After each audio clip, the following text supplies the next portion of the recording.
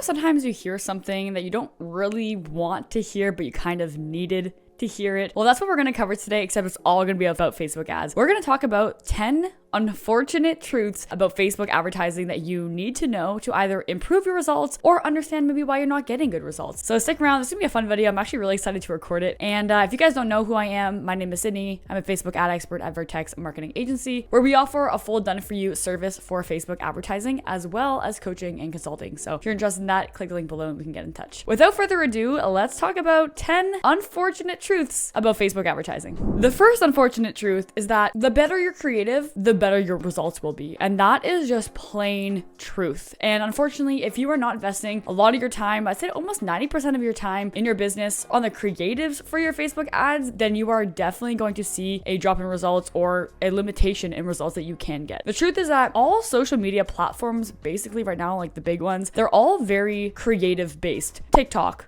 Pinterest, Instagram, Facebook, and even Twitter now is getting really popular with the videos and images that people are sharing. And the truth is that if you are not up to par with the creatives that are currently on all of these platforms, you're going to see issues with your results. Now, there's a few different ways that you can go about getting ideas for this. There's tons of resources on YouTube about Facebook ad creative ideas and even copy ideas. We have a few videos ourselves. I also have a Facebook ad creative swipe file that you can download for free. And there's, I think, over like 25 different ideas that you can use, some images, some videos, some easy, some harder to make. There's also the TikTok ads library. And if you are not using TikTok ads library right now, you are missing out on huge opportunities to get ideas and generate new ideas for your ads. Even though TikTok is a different platform, a lot of the same principles and concepts still apply for Facebook ads. So definitely check out TikTok ads library. And of course, there's the Facebook ads library where you can go and search up your competitor and see what kind of ads that they're running, get an idea for the type of copy that they're using, and then kind of use that for your own strategies as well. And there's also tons of other resources. For example, one that I love to use here is actually by Motion, and it has 600 viral intro hooks that you can use for your ads. And while this might be for TikTok, these same concepts still apply for Facebook ads, because typically what works well on TikTok works well on Facebook ads. So that unfortunate truth is that the better you're creative, the better your results. The worse you're creative, the worse your results may be.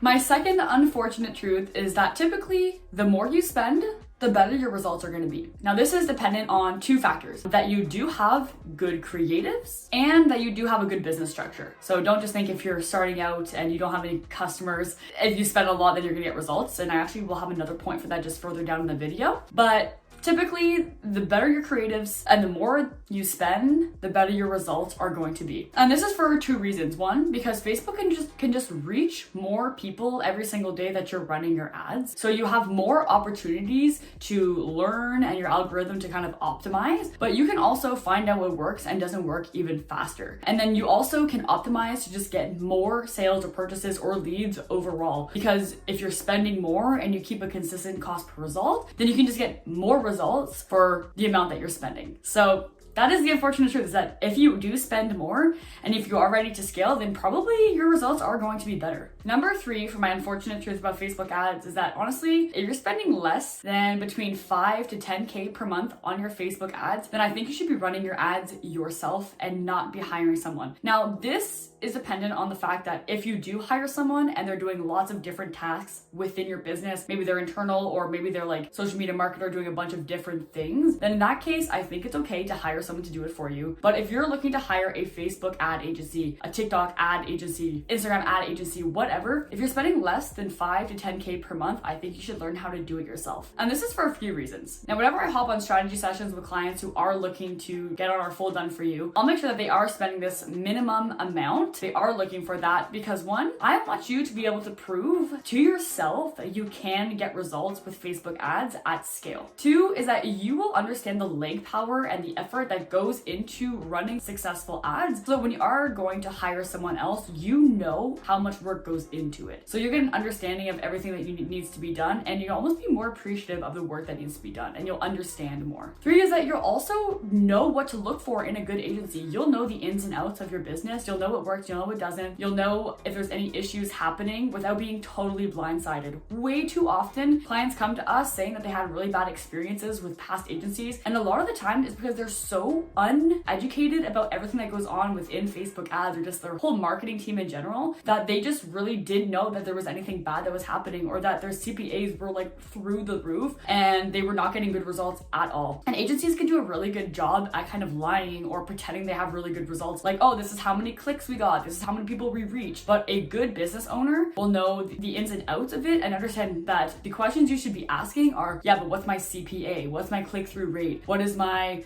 landing page views to click rate? By knowing what you should be looking for, you can be ready to hire an agency or to hire someone to do it for you because you know what to look for. Another reason for this minimum amount is because below that mark, I find it can be really hard for a business to see a positive ROI from an agency or whoever they hire if they're spending less than that amount. I remember when we first started out our agency and we were onboarding clients, we were just trying to get anyone who was looking for Facebook ads, and we would ask them if they could only spend $10 to $15 a day. And I think we were charging about like $400 per month to manage our ads and do everything, the creative, the copy, the managing. We're also going through a tag manager, setting up Google Analytics. Like, we were doing everything, so it was peanuts. But with that $10 to $15 a day, if their cost per result was less than $10, which is really good. At that point, if they're only spending $10, that means they can only get one purchase per day. The average person hires an agency to get more than just one purchase per day. And so business owners who are spending $10, $50, $100 per day, and then they're looking to get really, really good results from Facebook ads, you need to account for that your ads are going to make more. You need to make sure that your results are going to be equal or even higher than the amount that you're paying them per month. And typically an agency is going to cost at least $1,500 per month. If you have ad spend on top of that, that ROI needs to be double or triple what you're spending so that it actually makes sense for you to hire them and keep them hired. So consider that. If you're spending less than 5 to 10K, honestly, I recommend that you buy courses, get a mentor, get a coach, learn how to do it yourself through YouTube videos so that you know how to do it yourself before you hire someone else. Number 4 is that if you do choose to hire an agency, that agency should do everything for you. Gone are the days of just pushing buttons, trying out bid cap and targeting audiences and different placements. Those days are literally over. The amount of effort that goes into running a Facebook ad is very minimal. The majority of that actually comes from the creative and the copy, which are the hardest part because, like I said in the point above, that's where the majority of your targeting is going to come into play. Facebook and Instagram are actually really, really smart now, and they've simplified the entire process. 90% of your time should be spent on the creative. So if your agency that you hire is only pushing buttons, or they tell you, you provide me with the creative, you provide me with the images and the copy, and we'll plug it in, that should be a red flag nowadays. Back in the day, that might have worked when creative wasn't as important, and pushing buttons was a lot harder than it is now. So your agency should be a full, done-for-you service, and barely any work should be on your end unless you need to shoot some content at your facility or at your warehouse or with your clients, or maybe get some UGC from some of your employees or something. That should really be the only work that goes into it if you're hiring an agency for a full done-for-you service. Number 5, and arguably the most important that I'm seeing across a lot of YouTube comments that I have, people who are DMing us or emailing us, but my 5th unfortunate truth for Facebook ads is that you should not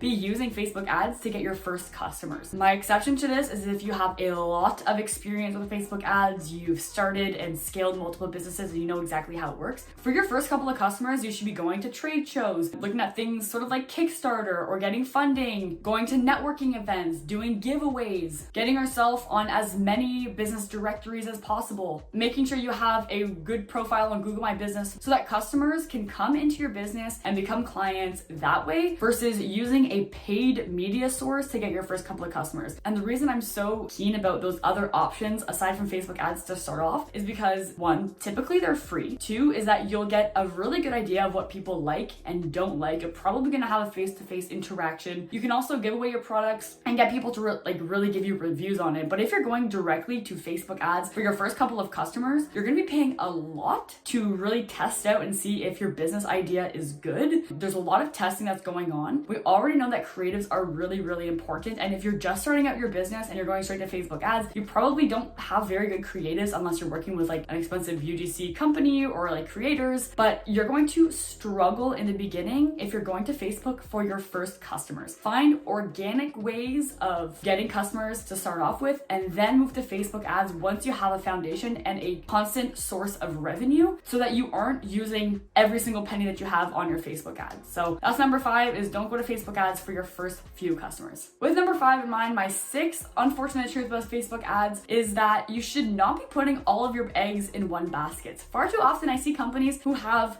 95% of their ad spend in one platform or just in one source of traffic going to their website. And when issues happen, like I know that a few weeks ago we had issues with delivery, ads being disabled across the board for almost all of our clients. And I had a lot of emails coming through about disabled Facebook ad accounts. In times like that, where a social media platform that is all web-based goes down or there's issues with servers, you don't want your only source of traffic and revenue to drop. So if you can disperse all of your marketing initiatives or try out different things like trade shows, networking events, having a customer base that is outside of your main source of traffic and revenue, that's going to be a game changer when any changes happen on the social media platforms or anything like that. Don't put all your eggs in one basket. Disperse your marketing budget and channels and efforts so that there's lots of different customers coming from lots of different directions. While I do recommend that you focus on one at a time if you're just starting out. As you grow, as you maybe are getting comfortable with one, make sure you're trying out others as well. Number 7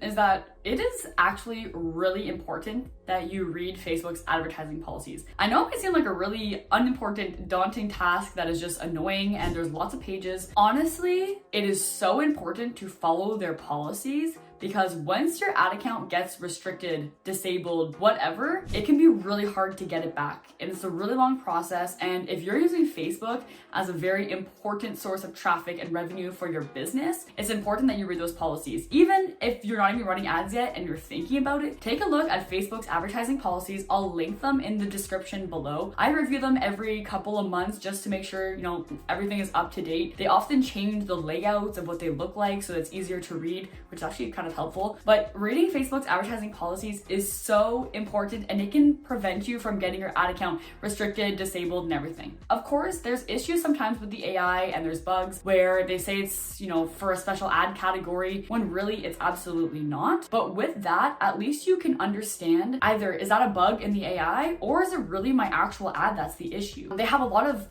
do's and don'ts and they give tons of examples of what is and isn't allowed. And at this point, I can almost look at an ad and predict whether it is going to have an issue or not. And so if you are to work with an agency or hire anyone, make sure that they're very aware of those Facebook advertising policies and that they review them, and just make sure you're working with a reputable agency so that they also know this. Honestly, we've onboarded clients before where they had issues in the past with a disabled Facebook ad account coming up over and over and over again. And as soon as we started working together, it maybe got disabled once, almost because they recognized that there was past history. I've never disabled a Facebook ad account. Rarely do we ever get ads rejected. And if they do, it's for something that's just absolutely not true. Like a window cleaning company gets flagged for being a special ad category. And it's unfortunately the truth because they're not very forgiving when it comes to that kind of thing because they want to keep the platform as safe as possible and make sure that nothing is happening with the actual users on the platform. So read those policies and abide by them all the time. Number 8 is really coming back on those for creatives because I really want you guys to understand how important creatives are. But it's really that 90% of your time for your Facebook ads should be spent on your creative. That includes finding UGC creators on either TikTok Marketplace, a place like Billow. Twitter is a great place. There's also people on Instagram. And a lot of these times, these people will have in their bio, UGC creator, looking for work, DM me. They'll have a portfolio to all the content that they've created. And no matter what industry you're in, how big your company is, how small it is, how much you're spending, if you can incorporate good, high quality UGC in any of your creatives, it is going to help. But sometimes that process can take a long time. Reaching out to the influencer or finding a good platform to find influencers on, creating the message, figuring out what actually makes sense to pay them, sending them the product, that can be a really long time. And so that also kind of incorporates with the whole 90% should be spent on your creatives. And honestly, if you can invest in a good video editor, maybe someone that edits videos specifically for Facebook ads and they have a portfolio specifically for Facebook ads, YouTube Shorts, TikToks, or Reels, that is actually going to set you ahead of the curve as well. Editing a YouTube video is totally different than editing a Facebook ad video. Just like your first 3 seconds are the most important, you really need to have a problem, a solution, and then a call to action inside of that video. So there's a very specific structure, and if you can hire someone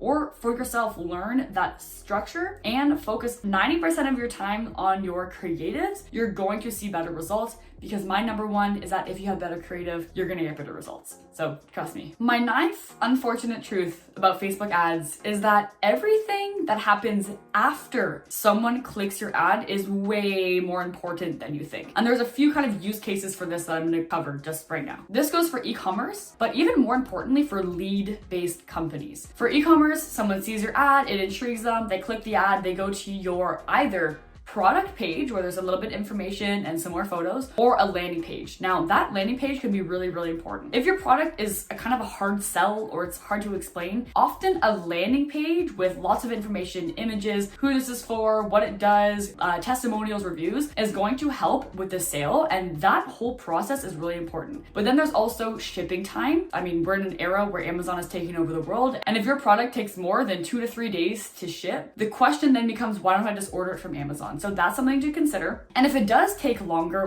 why would they want to wait that much longer? Are you locally owned? Is it handmade? Is it sourced naturally? Is it higher quality? And in that case, it makes sense. And those type of things you can convey in your ads. So that's why ads are really important. But understanding the whole follow-up process for making a sale on your e-commerce store is super, super important. Now, when it comes to lead-based companies, this concept that your follow-up process and whatever happens after they click the ad is so incredibly important. I think so many lead-based companies miss out on it. Now, lead-based is basically anyone who's optimizing to get someone's information, and then they have to follow up with them either by giving them a phone call, sending them an email, whatever. Things like that would be like painters, window frame replacement companies, or flooring companies, roofing companies. In that case, someone submits their information, they get a call, and then the service is actually had. That follow-up process for your lead, they need to submit their information. Once the information is submitted, where does their information go? So you probably need something like a CRM, or maybe you're exporting it to a Google Sheet. And then you have someone who actually calls them. So the faster you can call your prospect to the time they actually submitted it, the better your results are going to be. The longer you wait, the longer that prospect has to forget about even filling in that information, and the lower your conversion rate is going to be. So if you're looking directly at the ads and wondering why it's not performing well, but you have no follow-up process, giving them a call or sending them an email, well, no, really giving them a call is probably the best option. If you're not doing that right away, that could be one factor to why you're not getting good results. So consider that. Now to that, if you are getting a good CPA or a good cost per result inside of Ads Manager and you're like, wow, this ad's performing really well. But then when you look at your CRM or you look at the deals that are actually coming through, you realize that there is one ad that in Ads Manager is getting a really bad cost per result, but their deal amount or the revenue that they're generating for your company is really high. Facebook is going to optimize for the most amount of conversions. And so it doesn't know what happens in that follow-up process. So for any service-based or lead-based companies, you want to make sure that you're gathering all of your information in one area, and whoever is contacting those people is aware of this one place, and they're also telling you if they closed the deal, if they didn't close the deal, and how much revenue they brought in, and you're keeping all of this information. Another way you can go about tracking the amount of deals that are coming through, even in a day where we have issues with tracking and the whole iOS 14 thing, you could have a landing page that's designed specifically for a platform, and the only way they're able to see that landing page is by going through your Facebook ad or your Instagram ad or whatever. Or if you have TikTok ads, maybe it's going to the same one, or you make a totally separate landing page so that you know every single lead that comes through here, even if it might not get sent through to Ads Manager, which is totally possible, you know that they are converting from your ads. You can also use UTMs and store that information to know where that lead is coming from. And then we use something like BigQuery to gather all of that information to then report on where all of those results are coming from. So there's like 6 different steps there and different apps that we use to be able to track who is converting from which ad. And even though one ad inside of Ads Manager might be performing well, getting lots of conversions, that deal rate or the revenue that they're generating for each lead that's coming in may actually not be the best option. So in that case, you might want to turn off an ad and learn from why the other ad that's generating a lot of revenue is performing better. So that is my unfortunate truth number 9, is that there is so much that happens after someone clicks your ad, and it is way more important than you think, whether you're a service-based company or an actual e-commerce store. So take a look at your whole follow-up process, after sale process, and see how that is. Even when it comes to customers that are returning, there is an entire multi-step process that must happen after someone clicks an ad that you may not be able to see directly inside of your ads manager. So make sure you take a look at that whole process before making any decisions about whether your ads are performing well or not. Unfortunate Facebook ad truth number 10 is that you need to reconsider your after purchase strategy. And I say that because the hardest part of starting a business and really growing a business is getting new customers. Finding new people who are willing to purchase your product or your service and actually making them purchase it. And if they like it, we want to make sure that they have the opportunity to purchase again. So my first question that I want you to consider is, can people purchase my product again? Sometimes when you have a really high value product, or it's very, very unique and it only tailors to like a specific group of person, and it's so good that they don't need to buy until 3 or 4 years later, that can be an issue when it comes to recurring revenue.